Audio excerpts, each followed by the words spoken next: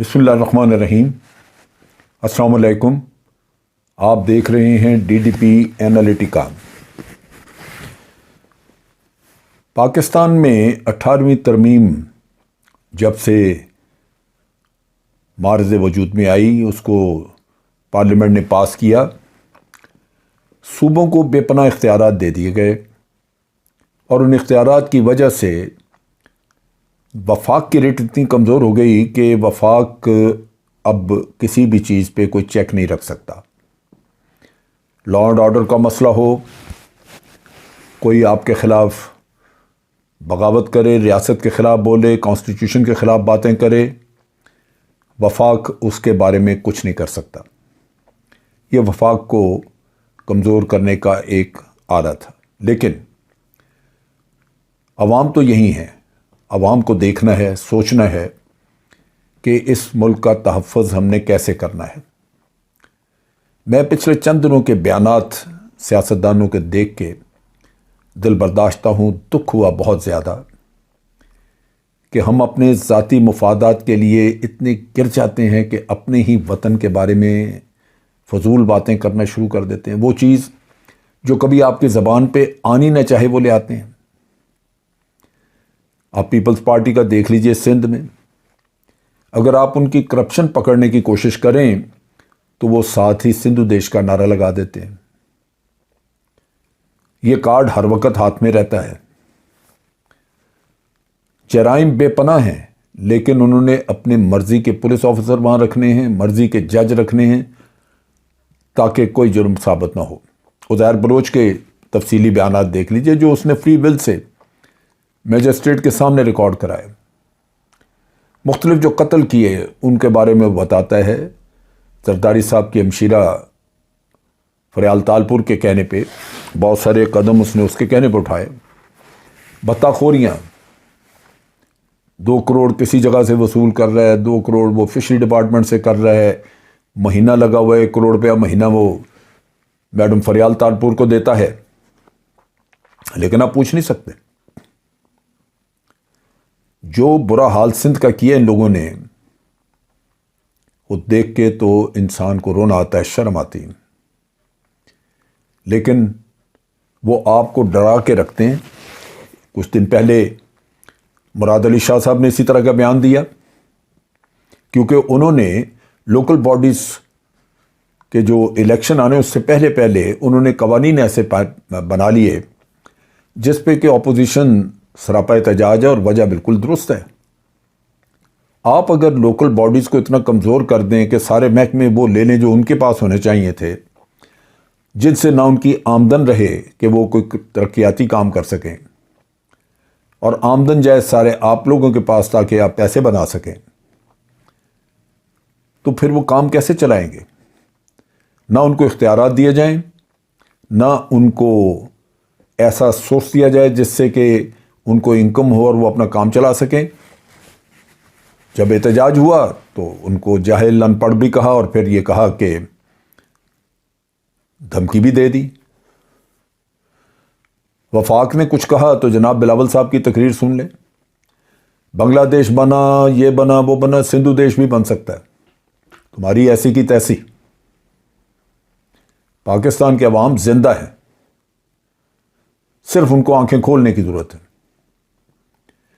یہ بیانات دینے والے نہیں ہیں، جس سے آپ کا منہ کالا ہوتا ہے، ہمیں نظر آتا ہے، پتہ چلتا ہے کہ آپ کی ذہنیت کیا ہے۔ آپ کی ملک کے ساتھ وفاداری صرف اسی حد تک ہے کہ آپ کی جیبوں میں پیسہ جاتا رہے۔ ایم کیو ایم کی بات کر لیں،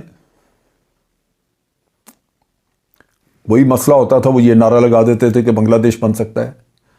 اب وہ منحوس آدمی باہر بیٹھا ہے جس سے اپنا آپ سنبھالا نہیں جا رہا، وہ الطاف حسین، وہ شخص اب کہہ رہا ہے مودی تم آؤ، ہمت کرو، جیسے ہم نے چوڑیاں پہنی ہوئی ہیں، مودی کی ایسی کی تیسی، آئے ادھر کوئی۔ یہ اس قدر ڈھیٹ، اس قدر بے غیرت، اس قدر گھٹیا کہ جس کا تم نے کھایا، جس تھالی میں کھایا اس میں چھید کرتے ہو تم۔ اور اگلے دن شاہد خاقان عباسی صاحب کی سٹیٹمنٹ، یہ نون لیگ کا حال دیکھیے، ان کے خلاف پہلے ہی کئی شکایتیں ہیں کہ ان کی ہمدردیاں ساری بھارت کے ساتھ تھیں، ان کے لیڈرز کی، لیکن بیانات بھی دیتے ہوئے شرم نہیں آتی۔ وہ شخص بیان دے رہا ہے جو وزیر اعظم رہا اس ملک کا، وہ کہتا ہے کہ اگر ووٹ کو عزت نہ دی تو سکوت ڈھاکہ بھی ہو سکتا ہے۔ ووٹ کو تو عزت تم نہیں دیتے، ووٹ کو عزت دوسروں سے مانگتے ہیں، آپ دینی آپ نے ووٹ کو عزت، عوام آپ پہ اعتماد کرتے ہیں، آپ کو ووٹ دیتے ہیں، جب ووٹ مل گیا تو آپ پیسے بنانا شروع کر دیتے ہیں۔ ووٹ تو ذلیل اس وقت ہو جاتا ہے جب عوام کے اعتماد کے اوپر بیٹھ کے آپ اپنے بال بچے کو وزیر اعظم بنانے کی بھاگ دوڑ کر لیتے ہیں، کرنے شروع کر دیتے ہیں، جن میں نہ عقل نہ ان کے پلے ہے کچھ نہیں، سوائے فیشن کے، سوائے تیار ہو کے آ کے تقریریں کرنے کے اور ایک دوسرے کے اوپر کیچڑ اچھالنے کے علاوہ ان کے پلے ہے کیا؟ ان کو پتا فارن پالیسی کیا ہے؟ فائنینشیل میٹرز میں منی لانڈرنگ کے علاوہ آتا کیا ان کو؟ تو آپ ایسے صرف ایک ہمدردی کہ آپ کی اولاد ہے، آپ نے ان کو بادشاہت دینی ہے یہاں پہ، اور کہتے ہیں جناب ووٹ کو عزت دو۔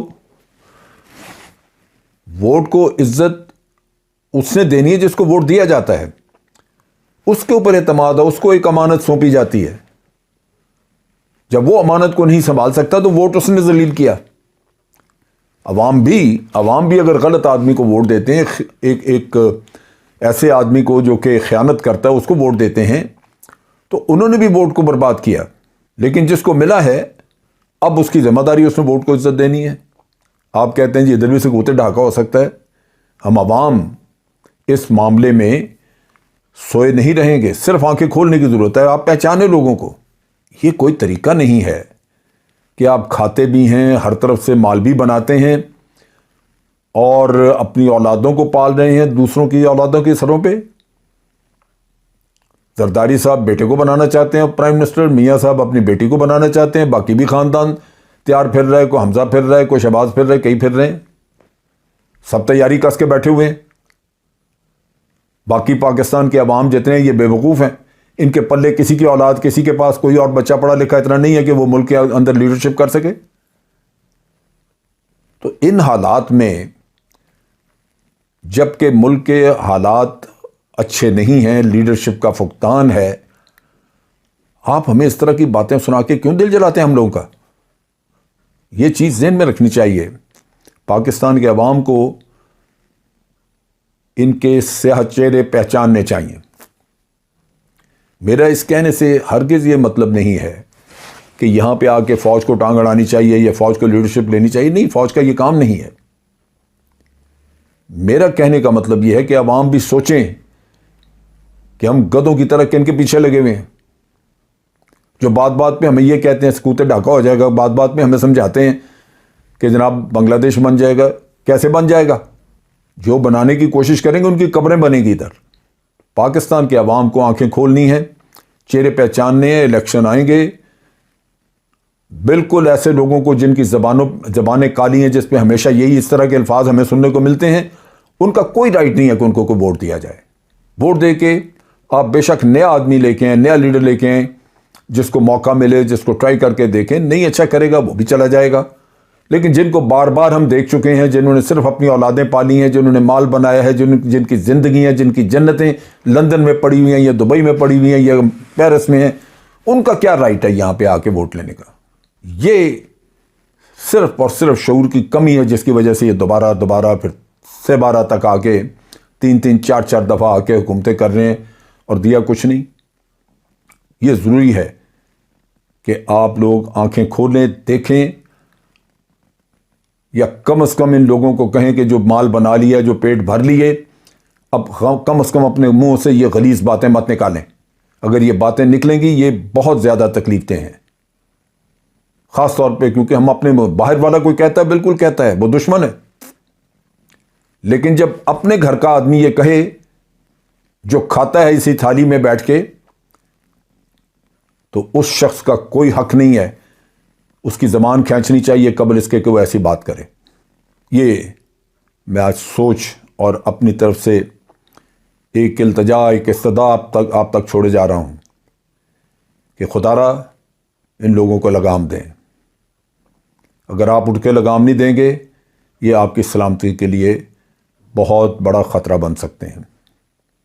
کیوں کہ جن کو ملک کے مفادات سے زیادہ اپنے ذاتی مفادات عزیز ہوتے ہیں وہ دشمن کا کھیل کھیلنے سے کبھی گریز نہیں کرتے. آج کے لیے اتنا ہی. افواج پاکستان زندہ باد. پاکستان پائندہ باد.